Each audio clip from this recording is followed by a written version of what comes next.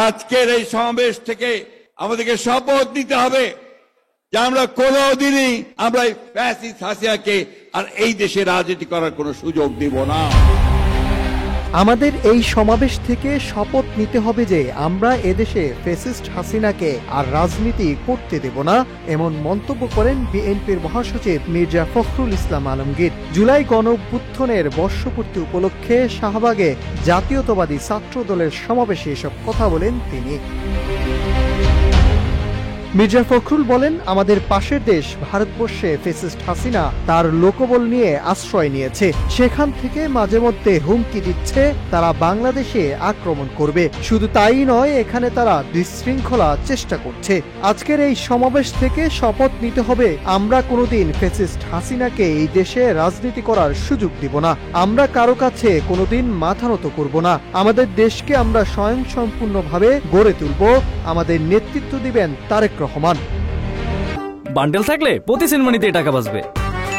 বিকাশ send money bundle কিনে জিতুন প্রতি লেনদেনে। গণঅভ্যুত্থানের প্রসঙ্গে মির্জা ফখরুল বলেন, আজ আমাদের অনেক আনন্দের দিন, আবার একই সঙ্গে কষ্টের দিন। 1 বছর আগে এই দিনে আমরা অনেক ছাত্র ভাই বোনকে হারিয়েছি। শুধু 36 দিনের আন্দোলন নয়, গত 15 বছর ধরে আমাদের নেতা কর্মী ছাত্ররা জীবন দিয়েছেন শুধুমাত্র সুন্দর একটা বসবাসযোগ্য আবাসভূমি হিসাবে বাংলাদেশকে দেখার জন্য, ন্যায় বিচার দেখার জন্য। তিনি আরো বলেন, তরুণরা নতুন স্বপ্ন দেখাতে শুরু করেছেন, আমাদের সামনে নতুন সুযোগ সৃষ্টি হয়েছে এদেশকে নতুন করে তৈরি করার। সারা দেশ থেকে তরুণরা এখানে এসেছেন, এটা খুব আনন্দের, একই সঙ্গে কষ্টের দিন। গত বছর এই দিনে আমাদের দেশের মানুষকে হত্যা করেছিল আওয়ামী লীগ।